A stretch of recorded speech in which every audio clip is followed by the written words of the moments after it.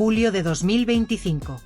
Hace algún tiempo, la figura de Raquel Bollo fue objeto de un linchamiento mediático difícil de olvidar. Muchos recordaréis cómo ciertos programas de televisión decidieron someterla a un nivel de exposición insólito, permitiéndose invitar a familiares del fallecido Chiquetete con el objetivo evidente de humillarla públicamente. Lo que se vivió en aquel plató no fue un ejercicio periodístico ni una búsqueda de la verdad. Fue un espectáculo indigno disfrazado de contenido informativo, un juicio paralelo retransmitido en horario de máxima audiencia donde el objetivo no era esclarecer nada, sino simplemente destruir. Durante esos días, el nombre de Raquel Bollo volvió a ser centro de todas las conversaciones, pero no por su trayectoria ni por sus méritos, sino por una polémica creada artificialmente y sostenida por personajes que, sin ese apellido mediático, difícilmente habrían tenido una silla frente a las cámaras. Porque aquí no se trata solo de Raquel, sino también del funcionamiento perverso de cierto tipo de televisión que sobrevive gracias al enfrentamiento forzado, al morbo barato y a la manipulación constante del espectador. Y es precisamente por eso que quiero rescatar hoy un fragmento brillante que ofreció en su momento mi compañero Mike Vasco en su canal, donde desmontó con absoluta claridad la farsa que se construyó alrededor de este tema y que merece ser recordado, especialmente en tiempos donde la memoria se borra con una facilidad escalofriante. Mientras continúo unos días más de descanso antes de regresar a mi estudio sobre el 13 o 14 de julio, quiero aprovechar para agradeceros de corazón el apoyo constante que brindáis a este canal. Es verdaderamente increíble cómo se ha consolidado esta comunidad que valora la verdad, la crítica y la memoria. A diario, seguiré compartiendo con vosotros vídeos de actualidad a las 3 de la tarde, además de recuperar piezas del archivo que hoy cobran aún más sentido. No es solo entretenimiento, es una forma de resistir ante el olvido impuesto. Y es que, aunque muchos quieren hacer como si nada hubiera pasado, la realidad es que la manera en la que se ha tratado a Raquel Bollo y a su hija Alma fue absolutamente inaceptable. Resulta particularmente repulsivo que se lanzaran insinuaciones tan graves como la de cuestionar la paternidad de Alma, simplemente para generar un titular. Y lo más indignante no fue la insinuación en sí, sino el silencio cómplice y la posterior manipulación de los hechos. Se eliminaron fragmentos de programas, se recortaron declaraciones, se hizo desaparecer contenido de archivo como si nunca hubiese existido. Una limpieza deliberada que busca reescribir lo sucedido para proteger a ciertas figuras del escrutinio público. Uno de los momentos más vergonzosos lo protagonizó Terelu Campos, quien con un tono paternalista aseguró frente a las cámaras: «Me vas a pedir perdón cuando veas el programa, porque yo te he defendido». Sin embargo, según dejó en evidencia Mike Vasco, fue precisamente ella la que dejó caer una frase que nadie más se atrevía a pronunciar, apuntando directamente a que Alma Bollo no era hija del artista, una afirmación de una gravedad incalculable que jamás debió hacerse en público, mucho menos sin pruebas. Y todavía menos viniendo de alguien que presume de ser justa y empática. Y es que las hermanas Campos, tanto Carmen Borrego como Terelu, han construido una carrera sobre una herencia mediática que en realidad poco tiene que ver con talento o esfuerzo propio. Si no fuesen hijas de María Teresa Campos, probablemente no habrían tenido acceso a los platós, ni oportunidad de opinar con aires de autoridad. La televisión les ha regalado privilegios que muchas otras profesionales no han tenido, y lejos de reconocerlo, se pasean con un aire de superioridad que resulta insultante. Se han creído con derecho a juzgar, a etiquetar y a señalar, olvidando que su relevancia proviene únicamente de un apellido y no de una trayectoria consolidada. Y eso, en un entorno mediático tan despiadado como el actual, es una anomalía. Por otro lado, se les critica a Manuel Cortés y Alma Bollo por no cargar el féretro de Chiquetete en su despedida, como si eso los definiera como personas. Pero habría que recordar que ese mismo hombre fue acusado de maltratar física y psicológicamente a Raquel Bollo. Belén Esteban, en una de las pocas ocasiones en que se la ha visto realmente sensata, señaló que esa ausencia tenía toda la lógica del mundo.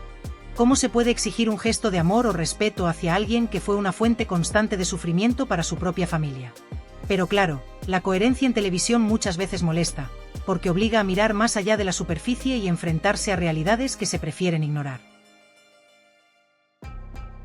Y no podemos olvidar, aunque algunos insistan en que si lo hagamos, la penosa, casi caricaturesca teatralidad de ciertas figuras públicas que, atrapadas en su propio espejismo mediático, creen que el simple hecho de abrir una pollería o inaugurar un museo fugaz las eleva a la categoría de referentes sociales, merecedoras de respeto automático y admiración popular.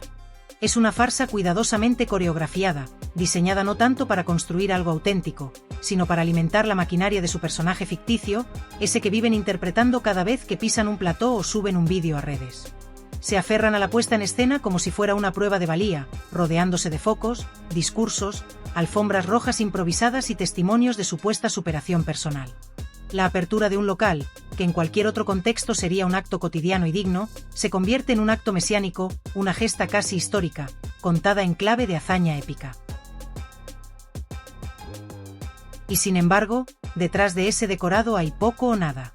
Porque lo que realmente buscan no es emprender, crear empleo, aportar valor o dejar huella, sino simplemente reforzar su marca personal, proyectar una imagen que genere titulares y likes, que alimente el ego y prolongue su tiempo en el escaparate. Y cuando los focos se apagan y las cámaras se retiran, cuando ya no queda nadie a quien impresionar, cuando el público ha pasado página y la prensa ya no responde al teléfono, lo que queda es el silencio, la inactividad, el olvido. Lo que queda son locales cerrados, proyectos abandonados, promesas incumplidas y empleados defraudados. Porque nunca hubo convicción, solo espectáculo. Nunca hubo vocación, solo necesidad de presencia. Y mientras tanto, otros, los que no salen en la foto, son quienes realmente cargan con el trabajo duro, con el peso de la rutina, con el esfuerzo diario. Son ellos quienes intentan sacar adelante negocios que fueron anunciados a bombo y platillo pero que, en realidad, solo existían para alimentar el personaje de una celebridad efímera que sigue vendiendo humo como si estuviera repartiendo verdad. Y mientras estos personajes sonríen frente a las cámaras, con su seguridad impostada, convencidos de que el público va a seguir tragando sin cuestionar, convencidos de que basta con un nuevo titular para renovar la narrativa y reescribir el pasado, lo que se construye es una dinámica perversa, una farsa sostenida sobre la desmemoria colectiva, sobre la manipulación emocional y sobre la absoluta falta de respeto por la inteligencia del espectador. Pero lo más inquietante no es la hipocresía, que ya de por sí resulta insultante, sino la operación más silenciosa y devastadora que se esconde detrás, la desmemoria forzada. El borrado intencional de la historia reciente, la eliminación sistemática de todo aquello que pueda resultar incómodo, que contradiga la versión oficial que ahora conviene imponer.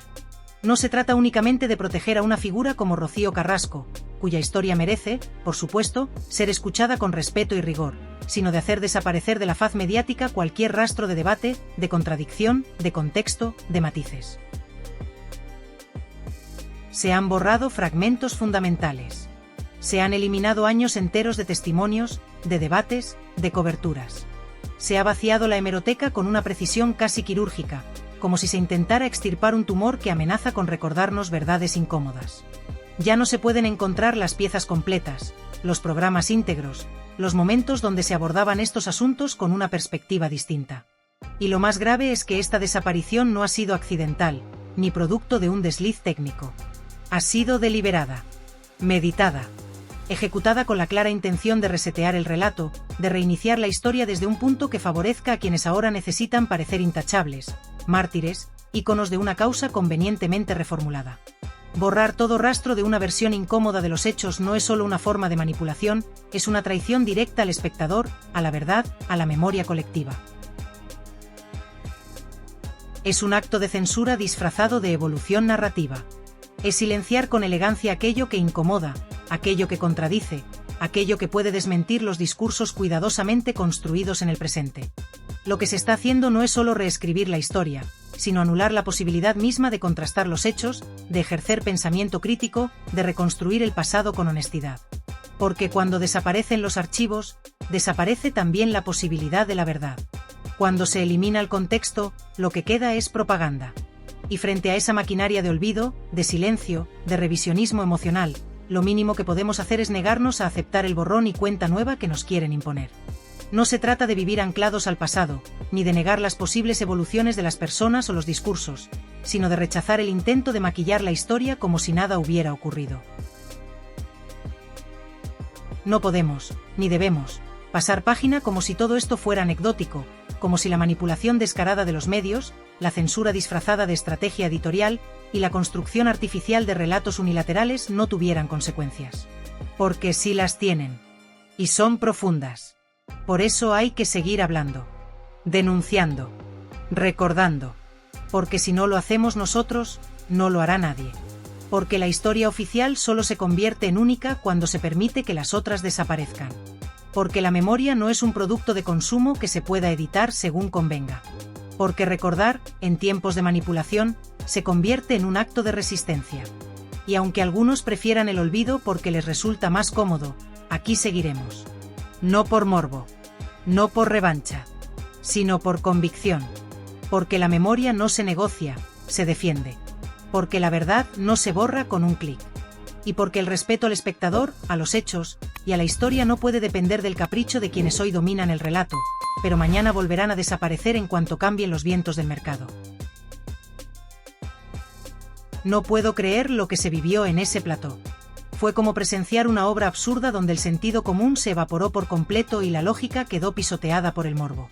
Todo empezó de forma aparentemente controlada, pero en cuestión de minutos se convirtió en una auténtica batalla campal. Se alzaron las voces, se multiplicaron los ataques, y lo más preocupante de todo, se intentó silenciar a quien hablaba con pruebas en la mano. Cuando Belén Esteban se atrevió a mencionar lo que Raquel Bollo sufrió durante su relación con Chiquetete, una parte del público televisivo, y sobre todo algunos de los presentes en el programa, no dudaron en lanzarse a la yugular. Las palabras de Belén, lejos de abrir un debate sereno, actuaron como una mecha encendida. El ambiente explotó en cuestión de segundos. Fue como si pronunciar la verdad fuese un crimen, como si relatar una experiencia de maltrato fuera más ofensivo que el propio maltrato. A Belén la interrumpieron, la desacreditaron e incluso intentaron ridiculizarla. Y aún así, ella no se cayó. Al contrario, cuanto más la empujaban a cerrar la boca, más firme se mostraba en su relato. Y eso es precisamente lo que más molesta a esta gente, que alguien tenga la valentía de decir las cosas como son. Porque una cosa está clara, Raquel Bollo no solo ha compartido su historia públicamente, sino que además cuenta con resoluciones judiciales que avalan su testimonio. No es un simple relato emocional, es una vivencia refrendada por sentencias. Sin embargo, en lugar de respetar esa realidad, se la somete al escarnio, se intenta desmontar su historia con invenciones, se buscan excusas baratas y se apela a supuestos pasados oscuros con el único objetivo de desacreditarla. Y mientras eso ocurre, se eleva a los altares a otras figuras que, pese a no contar con respaldo legal ni pruebas documentadas, son tratadas con guantes de seda. Es un doble rasero descarado y vergonzoso. Mientras que a Rocío Carrasco se le justificaba cualquier comportamiento con la frase «tendrá sus motivos», a Raquel Bollo se la lapida con acusaciones infundadas, sin el más mínimo reparo ni respeto. Pero lo más delirante de todo es que quienes promueven este circo mediático son los mismos que luego se golpean el pecho proclamando su lucha feminista y su defensa de las mujeres víctimas de violencia. ¿Dónde está esa defensa cuando una mujer como Raquel es atacada públicamente por contar su experiencia? ¿Dónde están los apoyos cuando se le niega incluso la posibilidad de ser escuchada sin ser insultada o humillada? Es que no tiene ningún sentido. Hablan de proteger a las víctimas, pero luego dan voz a los agresores o a quienes buscan desacreditar a las víctimas reales. Y lo peor, silencian a los que se atreven a poner sobre la mesa la verdad. Es una inversión total de valores. Se ha llegado al punto de que el testimonio legítimo, documentado, con base jurídica, es tratado como una amenaza, mientras que la especulación y la difamación tienen vía libre. Lo de Raquel Bollo ha sido especialmente sangrante. Se ha dicho de ella que no cuidaba de sus hijos, que dejaba la crianza en manos de su familia, que andaba de picos pardos, como si la maternidad fuera algo que se le pudiera reprochar sin evidencia alguna. Incluso se llegó a insinuar que Chiquetete tenía que pasarle dinero al abuelo por debajo de la mesa para que criara a los pequeños, como si esa historia tan retorcida tuviera algún fundamento más allá de la imaginación de quienes están detrás del guión televisivo. Y mientras se lanzan esas acusaciones, en ningún momento se aporta ni una sola prueba. Todo es especulación, insinuación y mala intención. Pero claro, como se trata de generar espectáculo, todo vale. Aunque haya que triturar la reputación de una mujer que ya ha pasado por un infierno. Lo que también quedó en evidencia fue la manipulación descarada hacia otros personajes que estaban en el plató. Se veía claramente como a Rocío Cortés, por ejemplo, se le daba espacio y se le empujaba a hablar, a contar cosas que sirvieran para atacar a Raquel. No se trataba de conocer su experiencia personal, sino de utilizarla como herramienta para desprestigiar. Era una estrategia perfectamente diseñada. Y eso es lo más repulsivo de todo, que se juega con la verdad, con los testimonios y con el dolor real de muchas mujeres, para construir una narrativa que se adapte al show. Se adoctrina, se dirige y se manipula. Y todo queda envuelto en una apariencia de información que no es otra cosa que ficción interesada. Y después de todo eso, tienen la desfachatez de emitir un comunicado oficial, como si nada de lo anterior hubiera sucedido, como si no hubieran permitido una caza pública contra una mujer que lo único que ha hecho es hablar desde su vivencia. Es una tomadura de pelo. Es como si te escupieran en la cara y luego te ofrecieran un pañuelo para secarte, fingiendo cortesía. Los responsables del programa, lejos de asumir su responsabilidad, intentan lavarse las manos como si el caos no hubiera sido alimentado desde su propio guión. Y por si fuera poco, se da la vuelta al argumento. Ahora resulta que defender a una mujer maltratada es cuestionable, pero defender al que la agredió, o poner en duda los hechos ya sentenciados, es aceptable. Hemos pasado de luchar contra una violencia que ha dejado miles de víctimas a mirar para otro lado cuando no conviene políticamente o mediáticamente. Y lo más grotesco es que se hace en nombre del feminismo, pervirtiendo completamente su significado.